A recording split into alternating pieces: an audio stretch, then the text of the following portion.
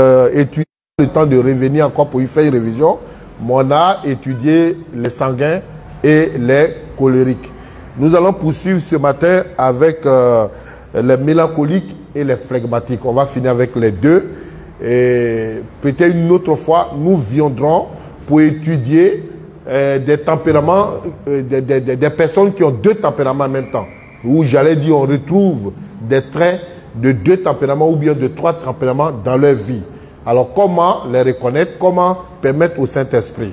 Et cela va nous permettre, que ce soit à l'école, que ce soit au travail, que ce soit au marché, que ce soit en famille, que ce soit en couple, même les futurs fiancés ou ceux qui sont déjà fiancés, ça vous permettrait aujourd'hui, au travers de ce que nous sommes en train de faire, pour mieux vous connaître, pour mieux comprendre telle réaction de ma fiancée, telle réaction de mon fiancé, pourquoi il agit ceci, afin de pouvoir soumettre très tôt tous ces aspects entre les mains de l'Esprit de Dieu pour qu'il vous aide. Alléluia. Moi-même qui vous parle, je me retrouve dans ce que j'enseigne. J'ai aussi, mais moi je fais tout pour ne pas que vous le sachiez. Je ne veux pas aussi que quelqu'un vraiment puisse dire que ça c'est pasteur. Ça c'est pas vous. Laissez le Saint-Esprit faire cela. Alléluia. C'est le but de l'étude ce matin. Hein, quand on le prend dans cet esprit, ça devient une richesse pour chacun d'entre nous. Alors le mélancolique. Le mélancolique, comme nous-mêmes nous le disons, parmi tous les tempéraments, on dit que c'est le plus riche de tous les tempéraments. Mais ne souriez pas trop vite. C'est le plus riche de tous les tempéraments parce qu'il est analytique. C'est quelqu'un qui est doué, analytique, contrairement au sanguin. Lui qui n'est pas fort dans ça. Les ceux, il ne prévoit pas les choses. Or, lui, il est analytique. Il est très doué. Il a le sang du sacrifice. Il a le sang du cœur. Contrairement au flegmatique que nous allons voir. Il a le sang du sacrifice. Il peut consentir plusieurs sacrifices. Ce qui fait de lui un homme perfectionniste. Il est perfectionniste. Tout ce qu'il fait est bien fait parce qu'il calcule, il analyse, il est doué, il a l'art de l'organisation. Et puis, il y a un aspect très positif. Il est quelqu'un qui est doté d'une nature très sensible. Si c'est une femme, elle est très sensible. Si c'est un homme, il est très sensible. Généralement, les femmes ont ce côté. Très sensible. C'est quelqu'un qui n'aime pas les beaux-arts. Il est introverti. C'est-à-dire, il est plus tourné sur lui-même. Il a aussi d'humeur changeante. C'est-à-dire, le mélancolique peut être joyeux. Quand il est joyeux, il ne sait pas se contrôler. Il est joyeux, mais le soir, il peut être sombre. Brusquement. Et souvent, vous allez trouver dans les églises, on dit, le frère qui danse à l'autre, s'il rentre en colère ici, vous n'allez pas le reconnaître. Ou bien on dit, voilà, quand il vient à l'église, il danse, mais il est méchant, il est ceci, il est comme ça. Non, c'est son tempérament. Ils sont comme ça. Ils sont vraiment de personnes qui sensibles, d'humeur changeante. Il peut changer d'humeur facilement. Et ça fait de lui quelqu'un qu'on comprend difficilement. Pourquoi? Parce que ses sentiments le dominent. Il est plus dominé par ses sentiments. Il est très émotif. Donc du fait que ses sentiments le dominent, eh bien c'est quelqu'un vraiment qui est un peu compliqué. Il serait parfois proche, quelquefois même il est proche de l'estage ou même de l'extraverti. Vous voyez? L'extraverti, c'est-à-dire porté sur l'extérieur. Il peut être dépressif. Le mot est fort, mais il peut être lugubre aussi. Vous voyez, quelqu'un qui peut sombrer, qui peut changer d'humeur, c'est comme ça, c'est une personne qui peut tomber dans la dépression. Donc, si vous avez une fiancée qui est mélancolique, très sensible, c'est vrai, mais d'humeur changeante. Il y a des jours, elle est contente d'être avec toi. Il y a des jours, quand vous êtes en compagnie, elle a beaucoup de choses à dire, mais il y a des jours, on dirait que même elle t'a jamais connu. Sur tout ce que tu dis l'énerve. Elle n'a même pas vu qu'on lui parle. Elle ne veut rien entendre. Alors quelquefois, tu es là, mais attends, c'est compliqué, ça, elle est bizarre. Tu vas même dire qu'elle n'est pas convertie. On a elle est convertie, mais ce côté-là, elle n'a pas encore cédé au Saint-Esprit de dominer. Ça va te permettre, toi, en tant que le futur époux, de pouvoir connaître, et toi également, de mieux te connaître, et quelle est la stratégie qu'il faut prendre pour la comprendre, pour dire, ok, il y a un tel travail à faire, comme on l'a dit le dimanche dernier. Il peut être aussi vindicatif, mais c'est un ami fidèle. C'est un ami fidèle. Mais bien qu'il ne se fait pas d'amis facilement. Parce qu'avec son tempérament là, il ne se fait pas... Des gens sensibles, il observe beaucoup. Il va regarder beaucoup. Il est très analytique. Quand tu parles, il est là, il te regarde. Quand c'est une femme, c'est plus développé. Parce que les femmes sont très sensibles. Ta manière de parler, elle va savoir que... type là, je me méfie. Ou qui ne connaît pas un groupe, il ne se met pas facilement comme ça. Il va vous sonder. Il va vous regarder. Votre façon de marcher. Votre façon de vous parler même. Et il est prêt à dire que je ne rentre pas dans un groupe. Parce que le groupe là, tel que je les vois là-bas, là, moi je ne vais pas rentrer. Parce qu'il a le sens vraiment de l'analyse. Ensuite, c'est quelqu'un qui ne va pas vers les gens. Il ne va pas vers quelqu'un pour se faire des amis. Il est là, il est dans son coin. Si par accident vous croisez que vous échangez 2-3 mots, il voit que vous avez quelque chose en commun, une amitié peut commencer. Mais lentement. Toi, tu peux visiter cette personne beaucoup, mais cette personne ne viendra même pas chez toi. Toi, tu peux l'appeler beaucoup, mais lui, il ne va jamais t'appeler. Quand tu l'appelles, il va te dire, ah, moi-même, j'étais en train de passer à toi. Finalement, tu dis, c'est moi seul, je suis le seul à appeler, je suis le seul, je me lève, je vais chez lui, lui là, il n'est pas gentil, il ne vient pas chez les gens. Le flegmatique ne rentre pas dans un groupe comme ça. Le flegmatique, il ne va pas vers les gens, il attend qu'on vienne vers lui. Alléluia. Mais dans tout ça, comme c'est un ami fidèle, c'est quelqu'un qui est digne de confiance. Il est digne de confiance.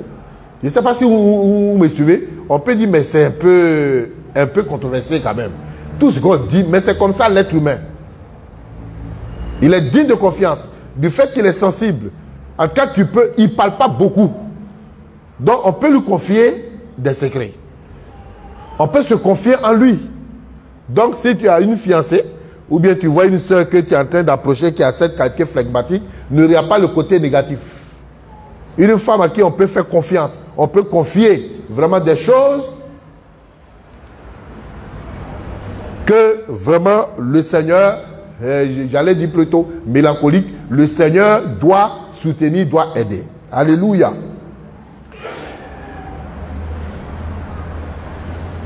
Il est digne de confiance à cause de son perfectionnisme et de sa conscience. Il est quelqu'un, du fait qu'il est perfectionniste, il est propre, ordonné. Ordonné dans ses idées. Ordonné vraiment dans tout ce qu'il fait. Il a une vie claire de ce qu'il veut de sa vie. C'est pour ça, parce qu'il a un objectif, il ne veut pas que, excusez-moi, n'importe qui soit ses amis pour le brouiller. Il calcule ces choses. Il a ses objectifs, quelquefois il devient, il y a un mot là. Je cherche quelqu'un qui atteint ses objectifs sans tenir compte tellement des autres. C'est-à-dire si tu es faible ou quoi, il y a un mot en français. Et ça, il est là. Donc quand tu viens, même s'accrocher, si c'est une soeur, tu veux la fiancer là, tes premières phrases là, elle va analyser ça. Ta tenue même, elle va analyser pour voir si tu es un garçon sérieux. Dans sa façon même de te regarder là, elle est en train de te dire qu'il y a beaucoup de choses qu'il faut soigner sur toi-même. Il y a ton langage. On va dire, mais il n'est même pas respectueux. Il y a la façon. C'est comme ça. Et on va les trouver comme des personnes compliquées. Ils sont très ordonnés. Donc, s'il y a des soeurs qui sont comme ça, détendez un peu le filet pour que ça prenne aussi beaucoup d'oiseaux. Et après, vous pouvez trier. Sinon, si c'est trop ciré, ça ne prendra même pas un oiseau. Détendez un peu. S'il y a au moins 5 oiseaux, on pourrait trier. Et puis choisir le plus beau. Mais si rien ne rentre, après un moment, les oiseaux ne vont plus voler à ton niveau, ils volent haut. Et puis maintenant, toi, tu ne peux plus aller vers eux. J'espère que vous avez bien compris ce que je vais dire. Alléluia. C'est une personne qui est réticente à se mettre en avant. Dans un groupe, il est doué de qualité. Il est intelligent, il est ordonné, mais dans un groupe, vous allez voir même que le moins doué va prendre le devant pour le dominer. Vous arrivez, et il est quelqu'un qui est calé dans sa tête, et puis quelqu'un qui est moins, c'est lui qui va faire beaucoup de bruit. Le jour où on découvre, on dit waouh! Mais il a toutes ses valeurs, et puis il est assis là. Mais sa nature, son tempérament fait qu'il n'aime pas se mettre en avant. Si vous êtes fiancé avec une telle sœur, elle a des qualités, elle a de belles idées, mais c'est toujours à ton oreille, elle va venir parler. Il n'aime pas se mettre en avant. Quelquefois, même pour prendre la parole en public, il n'aime pas ça. Cela va beaucoup nous aider maintenant. Alléluia. Alléluia. Par contre, il aime les autres. Hein. Au fond de son cœur, il veut être ami des autres. Mais du fait qu'il est réticent, ou bien du fait qu'il a eu des expériences décevantes, cela le rend très méfiant. Si c'est une sœur tu l'as fiancée puis tu l'as trompée là, les autres garçons qui vont venir après, ils vont avoir beaucoup de problèmes. Elle est méfiante parce qu'elle va t'identifier toujours à celui qui l'a trompé, à celui qui l'a trahi. Donc elle a une méfiance très poussée. J'espère qu'on aura le temps d'en arriver là. On va vous montrer quels sont les tempéraments qui vont aller ensemble. Si vous êtes de tel tempérament, que vous vous mariez à tel tempérament, ça marche plus. Pourtant, par rapport à tel tempérament, il faut l'effort de l'Esprit de Dieu et il faut l'humilité pour que les choses marchent. Et puis enfin, on verra, si on arrive, le tempérament contrôlé par le Saint-Esprit. J'essaie de toucher un peu ces aspects vers la fin de chaque tempérament, au cas où nous n'arriverons pas là-bas. Son analyse, son exceptionnelle capacité d'analyse lui permet de prévoir avec précision les obstacles et les dangers de tout projet. Je vais dire quelque chose. Alors quand tu as rencontré un sanguin et puis une sœur mélancolique se rencontrent comme ça là, vous allez voir souvent, c'est pas facile. Le sanguin lui veut foncer, mais la sœur dit non, est-ce que tu ne penses pas que...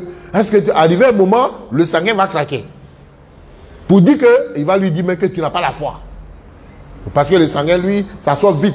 Si tu fais opposition, il te voit comme quelqu'un qui n'a pas la foi. Non, il faut aller. Du fait même qu'elle analyse, elle va être dans ton dos comme hésitante. Donc, en fait, vous donnez l'impression qu'elle ne te soutient pas dans tout ce que tu fais. Tout ce que tu vas faire, elle ne voit pas comme toi. C'est comme si nous deux là, c'est difficile. Mais il faut comprendre son tempérament. Alors il y a un travail à faire. C'est de la mener à avoir une confiance en soi. C'est là que tu dois prouver que tu es l'homme qu'il faut à cette femme. C'est là que tu dois la convaincre. Voici les points forts. Tu dois la rassurer. Il y a des moments où tout semble vraiment mal aller. Dieu te donne la force. Tu trouveras les mots à la remettre en confiance. À lui faire prendre encore de l'envol. Pour dire que non, en fait ceci, voilà, mais tu peux le faire. Tu peux mieux le faire. Et malgré tout ça, je t'aime. Alléluia. Je sais que ça va décanter beaucoup de situations dans les fiançailles. Parce que c'est des fiançailles qu'on peine. Quand on n'a pas appris ces choses, on arrive dans le mariage, c'est difficile de coordonner. Parce qu'on ignore toutes ces petites choses-là.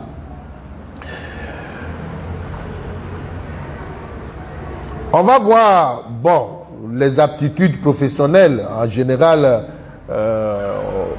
aucun autre tempérament n'a un QI développé que le mélancolique. Généralement, c'est des gens très intelligents, élevés, des gens créatifs, des gens qui ont une bonne imagination, ils sont perfectionnistes, etc., etc. Voyons quelques faiblesses du mélancolique. Premièrement, il est négatif, pessimiste et critique. Il est négatif. À cause de sa réticence poussée. Il ne voit pas les choses comme les autres tempéraments pourraient le voir rapidement, il veut conquérir, il se dit qu'il peut conquérir. Il est toujours en train d'hésiter. Donc, l'aspect qu'il présente, c'est une personne qui n'a toujours pas confiance, une grande confiance en soi. Une personne qui ne développe pas ce sentiment de confiance, de conquérant. Il se dit jamais, comme le sanguin ou bien le colérique, je peux, je vais réussir. Mais c'est une personne qui hésite beaucoup. Donc, il est négatif. À cause de son perfectionnisme et sa conscience professionnelle, il devient très négatif. Sa première réaction serait toujours pessimiste. Mais comme je l'ai dit, cela le limite plus que tout le reste. Il verra tout de suite les dangers et les difficultés de tout projet. Il verra les dangers. Par exemple, tu es là, et puis il y a un sanguin, lui, quand il veut parler, elle va retenir son compagnon. Non, dans tout le monde, il faut t'asseoir. Il faut t'asseoir. Or, toi, tu as envie de dire quelque chose. Tu sais que, écoute, moi, je ne peux pas venir. Je peux aller. Non. Ou bien, avant d'aller à une cérémonie, il va te dire, chérie, on s'en va, où on va partir. Il ne faut pas parler. Pardon. Tu ne parles. Il faut laisser les autres parler. Vous voyez, donc les deux t'apprennent des problèmes. Or, le sanguin ne peut pas contenir tout vraiment ses énergies. Quelquefois, il s'oublie, mais qu'on lui a donné des consignes, et puis il peut s'élever. En partant, je ne t'ai pas dit, ah ouais, pardon, j'ai oublié.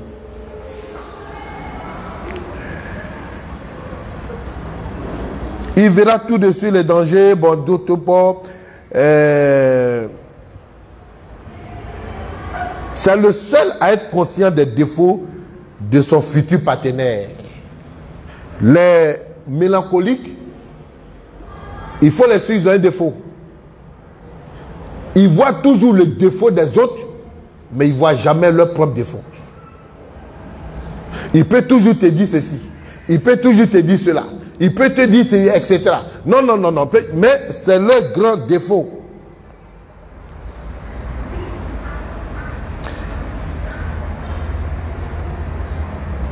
Le mélancolique, il est le plus apte à être aimant. Il est le plus apte à être sensible. Le plus apte à être fidèle. Si seulement il ne laisse pas ses pensées négatives le dominer. Il peut avoir ses valeurs. Il garde un esprit de dépravation, de désapprobation aussi destructeur. C'est dur pour lui d'approuver verbalement quelqu'un qui ne lui paraît pas 100% bon. C'est très difficile. Alors, en connaissant tous ces éléments, il faudra que le Saint-Esprit l'aide. Que le Saint-Esprit doit l'aider à croire au succès plus qu'à l'échec. Si tu es quelqu'un qui est mélancolique, il faut que le Saint-Esprit t'aide vraiment, fasse ce travail en toi pour t'amener à croire plus au succès qu'à l'échec. Il faut que le Saint-Esprit t'aide à encourager les autres aussi, plutôt que de les critiquer. Plutôt que de les critiquer. Parce qu'en le faisant, tu vas gagner en confiance. Dans Philippiens chapitre 4, verset 8, Philippiens chapitre 4, verset 8, il est écrit que les mélancoliques, on y va. Philippiens chapitre 4, verset 8. Au reste, frère, que tout ce qui est vrai, tout ce qui est honnête, tout ce qui est juste, tout ce qui est pur, tout ce qui est aimable, tout ce qui mérite l'approbation, ce qui est vertueux et digne de louange, soit l'objet de vos pensées. Alléluia. Ça, c'est pour le mélancolique. Deuxième défaut, il est centré sur lui-même. Il est très susceptible. Il interprète tout par rapport à lui-même. Il interprète tout par rapport à lui. Il se compare aux autres. Il se trouve toujours déficient. Il examine sans fin la vie spirituelle des autres ou lui-même sa propre vie et il n'est jamais satisfait. Il n'est jamais satisfait. C'est-à-dire, il ne peut pas voir ce qui est positif. Si tu es collaborateur de celui-là, il suffit qu'il y a les obstacles. Il oublie même les points forts que vous avez eus. Ils oublient même la victoire que vous avez eue. Ils replongent toujours dans ce qui est pessimiste. Je voudrais que nous comprenions que c'est pour nous aider. Alléluia. C'est mieux nous comprendre. C'est pour mieux nous comprendre. Pour que nous puissions travailler ensemble. Mais il serait intéressant de laisser le Saint-Esprit contrôler nos défauts. Contrôler nos failles. Parce que nous avons toutes des qualités. Si vous écoutez les tempéraments depuis le dimanche dernier, quand on dit un tempérament, il a des qualités. Mais on ressort plus ses défauts pour dire que personne n'est à l'abri des qualités. Sauf Jésus. Nous tous, nous avons des défauts. Dans ce corps, nous luttons. C'est pour ça, le Seigneur a dit, il est avantageux que je m'en aille. Sinon, la promesse qu'on vous a faite ne viendra pas, ne s'accomplira pas. Le Saint-Esprit doit venir. Il vous guidera en toutes choses. Il vous conduira. Il sera votre conseiller. Alléluia. Heureusement, nous bénissons le Seigneur que le Saint-Esprit est là. On va sauter beaucoup de choses. Il y a quelque chose qu'il faut dire. Ce temps de tempérament, vous savez, on peut offenser un mélancolique rien qu'en le regardant. Rien qu'en le regardant. Tu le regardes, il est là, deux fois, le mélancolique se met à travailler dans sa tête. Pourquoi il me regarde? Pourquoi il me regarde? Ou bien il veut dire qu'il est joli. Ou bien ça cause, comme lui il a porté des mèches, moi je n'ai pas porté des mèches. Ou bien comme il porte bon habit, ça cause. Rapidement, en le regardant, il a offensé. Tu l'as offensé. Tu n'as rien dit, mais tu l'as offensé. Et puis il t'a bien catalogué. Tu vois comme un homme. Alléluia.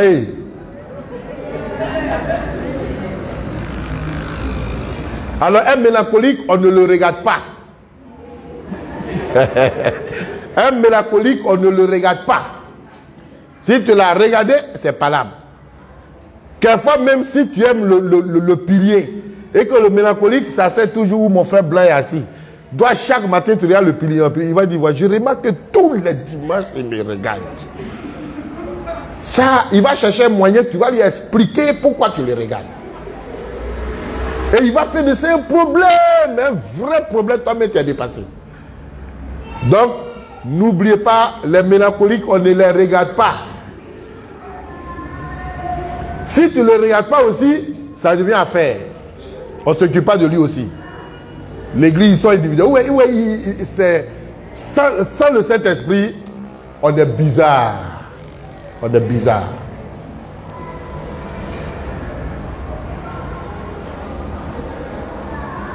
Je voulais... La plupart des membres d'église qui sont dégoûtés de leur pasteur hôte ou un responsable sont des mélancoliques. Ils sont dans le groupe. Si vous avez un mélancolique dans un groupe, dans HP ou bien dans le groupe musical, vous êtes foutu. Parce que ces humains changent tout le temps. Il y a des jours, il est content, il va prendre le micro, il va changer, sauter. Il y a des jours, il vient là, il est assis là-bas. Tout ce que vous dites de répéter, on va faire un tour, il dit non, il a mal à la gorge. Il faut faire ça. Non, finalement, on se demande pourquoi il est venu à la répétition. Gare à vous, si vous parlez, voilà, dans le cas, ça devient un problème. On a parlé sur moi. Alléluia. Si vous, enfants, je voulais parler aux parents. Si vous avez des parents, des enfants mélancoliques, attention à leur éducation. Vous pouvez les blesser très facilement. Parce que c'est des êtres sensibles qui ont besoin d'amour. La compassion, il faut être animé de compassion, rempli du Saint-Esprit pour les éduquer. Pour les amener à la maturité, il vous faut vraiment, pour les amener à la discipline, il faut le Saint-Esprit. Sinon, vous allez faire des dégâts dans leur éducation. Troisième défaut du mélancolique, il a toujours l'idée de vengeance et un sentiment de persécution. Le mélancolique est capable de penser très vite à une vengeance en long terme. En long terme. S'il entretient toujours des pensées, ces pensées négatives peuvent le conduire à des décisions sans rapport avec la réalité. Sans rapport avec la réalité. Comme je vous ai dit une fois ici, il y a un frère qui, les deux parlaient, et puis le frère, bon, il ne sait pas ce qu'il disait, et puis le frère a dit, etc., etc. etc., etc. Et l'autre est fâché. Pourquoi il n'a pas continué sa phrase et puis il dit etc. Donc lui, ça veut dire qu'il est un homme qu'on appelle etc. Aïe! L'affaire a fait plus d'un mois, les deux ne se parlaient pas. Alors le pasteur les fait asseoir, on demande. Alors il dit etc. C'est-à-dire, la liste est longue, il ne peut pas citer, c'est pour ça qu'il dit etc. Il dit ouais, mais ça veut dire que comme moi, je suis quelqu'un dont il ne prend pas considération, donc on me met dans etc.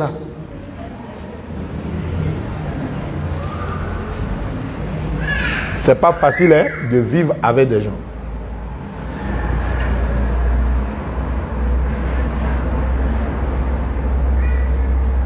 Le mélancolique voit ses erreurs, mais il voit ses erreurs que quand c'est trop tard.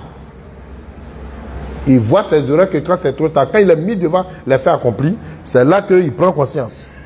Il est très difficile pour lui de pardonner une insulte ou une blessure. Si vous êtes en couple, si vous êtes fiancé, vous allez voir, il pardonne difficilement. Il a un côté mélancolique. Il faut que le Seigneur l'aide à comprendre que le pardon est un grand remède pour ses émotions. Le pardon est un grand remède. Quatrième défaut, il est d'humeur sombre, dépressif, antisocial. La caractéristique de ce tempérament, comme on l'a dit, une humeur changeante, il est euphorique. Facilement, il peut aller au fond du trou.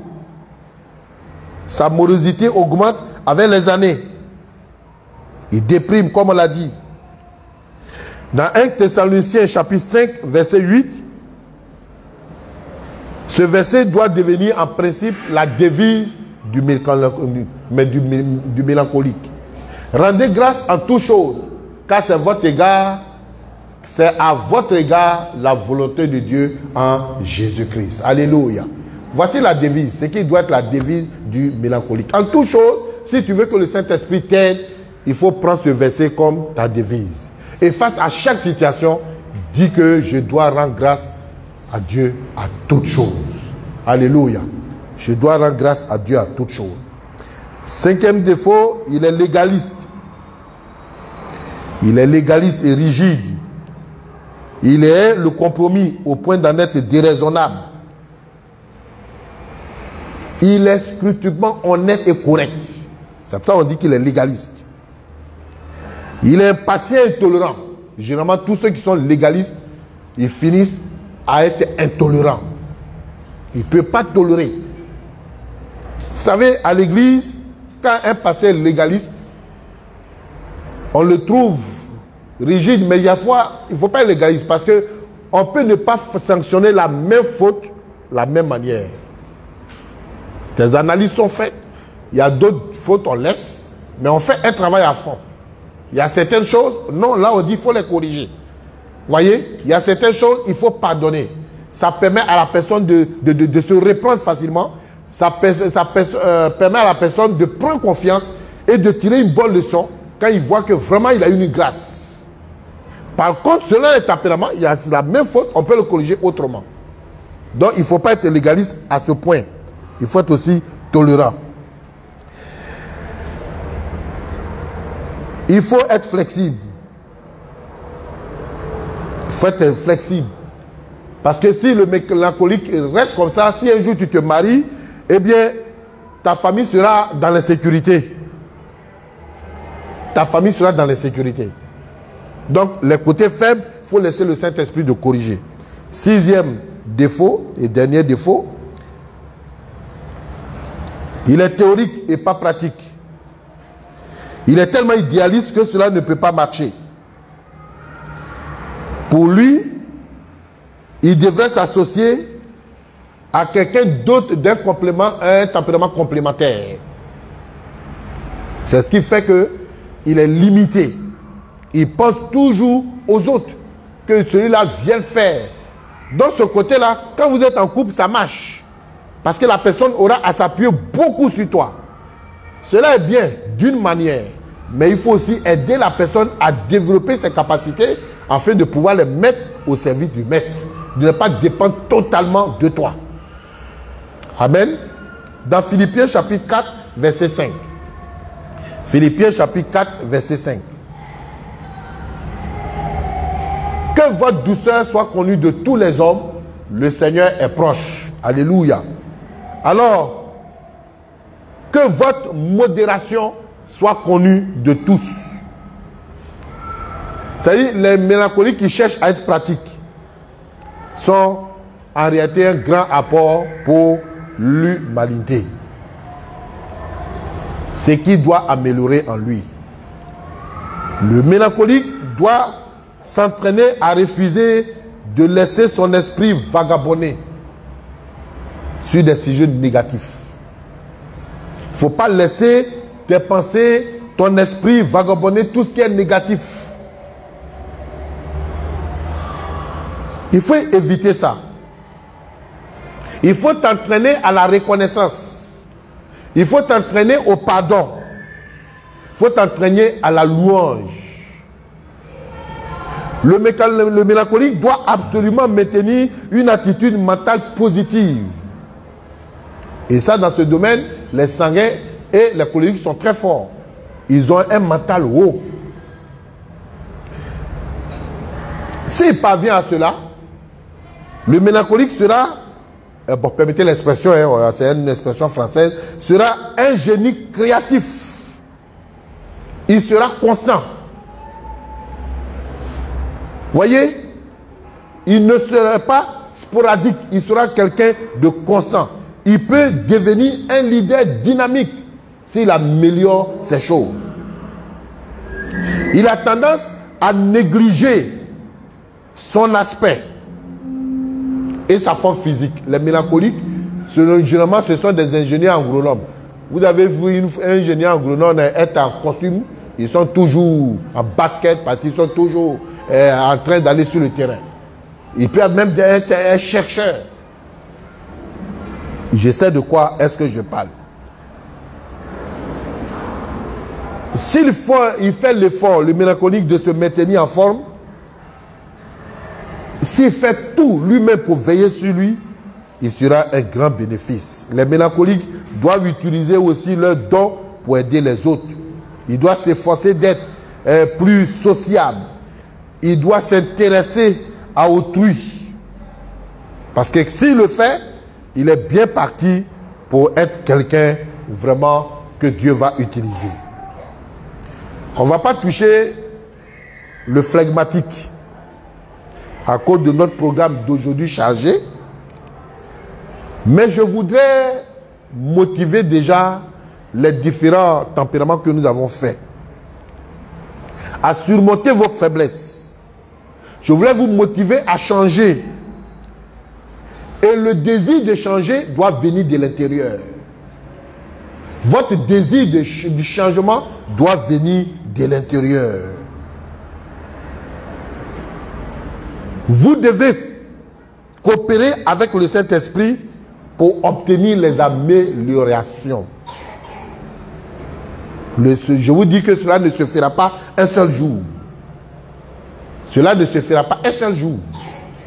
C'est tout un processus. Et le cheminement, vous aurez cette de découragement.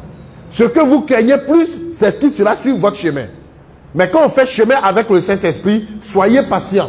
Parce que le Saint-Esprit sait pourquoi il le permet. En même temps que vous avancez avec lui, il vous forme. Dans 1 Corinthiens chapitre 1, verset 18. 1 Corinthiens chapitre 1, verset 18. Aussi vrai que Dieu est fidèle, la parole que nous vous avons adressée n'a pas été oui ou non. Tu vas nous prendre 2 Corinthiens chapitre 5, verset 17. 2 Corinthiens chapitre 5, verset 17. Si quelqu'un est en Christ, il est une nouvelle créature. J'aime l'expression qui dit, il est une nouvelle création. Les choses anciennes sont passées. Voici, toutes choses sont devenues nouvelles. Alléluia. Alors celui qui est en Christ, voici ton verset qui doit te motiver. Si celui qui est en Christ devient une nouvelle créature, c'est que le Saint-Esprit peut corriger cela. C'est que le Saint-Esprit peut transformer ce qui me fatigue, ce qui est une faiblesse pour moi, en quelque chose de positif pour que je sois un bulldozer. Pour que tu sois motivé, il y a 4 règles qui vont t'aider à vaincre ta faiblesse. Ta faiblesse, je préfère le dire, là quand nous avons touché le dernier tempérament, nous ne reviendrons plus.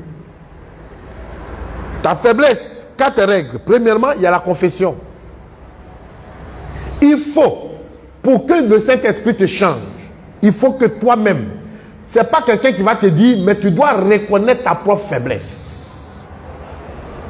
Que ce soit à l'école, que ce soit dans les travaux, dans les groupes, que ce soit dans les couples, que ce soit dans les fiançailles, il faut que toi-même, le plus grand de points forts ou le plus grand départ que tu peux prendre, le bon signe, c'est que toi-même tu dois dire au Seigneur. Parce que pour que tu puisses confesser, ce n'est pas la bouche de ton ami, de ton collègue qui va confesser. Et ils pourront que te dire, mais il faut que ta conscience accepte effectivement, j'accepte cela, et il faut que je le cède au Saint-Esprit pour que le Saint-Esprit travaille sur ma vie. Alléluia. Reconnaître ses faiblesses. Vouloir renoncer. Vouloir renoncer. On peut voir dans Somme 66, verset 8. Somme numéro 66, verset 8. Si j'avais conçu l'iniquité dans mon cœur, le Seigneur ne m'aurait pas exaucé. Oui, si j'avais retenu tout ça, le Seigneur ne m'aurait pas exaucé, mais il a fallu que j'avoue ma transgression. Il a fallu que je confesse, je confie à Dieu, je les abandonne, j'ai le désir de ne plus retourner pour que Dieu m'exauce. Qu'est-ce qui fait obstacle à ta prière? Dans ta marche avec le Seigneur, ce côté, là, ce côté demeure. Quand tu as un problème, tu ne veux pas laisser en tant que mélancolique. Tu es tellement mitigeux. Et tu juges tout le monde. Quelquefois, mais tu tombes vraiment dans la médisance sans te rendre compte. Le Seigneur te parle ce matin. Deuxième règle, la communication avec Dieu. Deuxième règle pour vaincre ta faiblesse. Plus tu communiques avec Dieu par la lecture de la Bible et la prière quotidiennement, le Seigneur lui-même, oui, il ne pourra pas attendre d'être en crise. Tu ne seras jamais en crise parce que tu auras maintenant le langage de Dieu. On n'aura pas le temps de lire, mais vous qui prenez note, vous pouvez prendre 1 Pierre chapitre 2 verset 2, 1 Thessaloniciens 5 12. Troisième règle, se confier en Dieu. Se confier à son esprit à 100%. Moins de 100% est égal l'incrédulité. Quand tu es moins de 100%, ça engendre l'incrédulité. Quand tu es moins de 100%, ça engendre le péché. Quand tu es moins de 100%, tu feras obstacle à l'action du Saint-Esprit dans ta vie. Donc il faut se confier totalement au Saint-Esprit. Romains chapitre 6, verset 13. Romains chapitre 6, verset 13. Ne livrez pas vos membres au péché comme des instruments d'iniquité, mais donnez vous-même à Dieu. Non, donnez vous-même à Dieu comme étant vivant, de mort que vous étiez, et offrez à Dieu. Est-ce que vous pouvez m'étendre la lumière parce que moi j'ai des problèmes de vue. Voilà, merci. Voyez, offrez à Dieu vos membres comme des instruments de justice. Ensuite, la suite. Ruth, la suite. Ok. Quatrième règle, obéis immédiatement sans murmure. Obéis immédiatement sans murmure. En se rappelant que le Saint-Esprit ne nous conduira jamais à faire quelque chose d'opposé à l'enseignement biblique. Il faut obéir. Quand le Saint-Esprit te dit lâche, il faut lâcher. Quand le Saint-Esprit te dit pardonne, il faut pardonner. Quand le Saint-Esprit dit va, il faut aller. Il faut obéir automatiquement. Il faut avoir un sens d'obéissance. Vraiment poussé. Voici les 4 règles qui vont vous aider à pousser votre foi, à galvaniser votre foi, à vous permettre de vous lever et servir le Seigneur. Au travers de ces enseignements, nous devons comprendre que sans Dieu, nous ne sommes rien. Sans Dieu, personne n'est parfait. Aucun mari n'est parfait. Aucune femme n'est parfaite. Aucun collègue ne sera parfait. Moi-même, je ne suis pas parfait. Du moment où le péché est rentré en nous, vous voyez les séquelles du péché. L'effort que nous sommes en train de mettre, de pousser, pour vivre même, ne serait-ce qu'en paix avec nous-mêmes. C'est pour ça qu'il ne faut pas résister au Saint-Esprit. Il faut laisser à l'Esprit de Dieu de prendre totalement la place et de faire son travail. Souvent, il va nous émonder. C'est un peu douloureux. Mais c'est pour notre bien. C'est pour nous amener à être productifs. C'est pour nous amener à plaire au Seigneur. C'est pour nous amener à être des hommes faits à l'image de Christ. C'est pour nous amener à être tolérants envers les uns les autres, à nous comprendre et à prier plus, à prendre du temps. Au lieu de se mettre à juger, au lieu de se mettre à critiquer, tu gardes ton calme et tu pries beaucoup pour ton prochain. Que Dieu nous bénisse, parce que si on comprend cela, nous rentrerons partout. Notre voisin sera une opportunité pour nous de lui annoncer l'évangile. L'école sera un champ missionnaire. Le marché, nous pourrons distribuer des tracts. Et toutefois que nous allons à l'encontre de quelqu'un, ça va nous donner une opportunité, une grâce. Que le nom de Dieu soit béni. Que le nom de Dieu soit glorifié. Au nom de Jésus-Christ de Nazareth. Amen.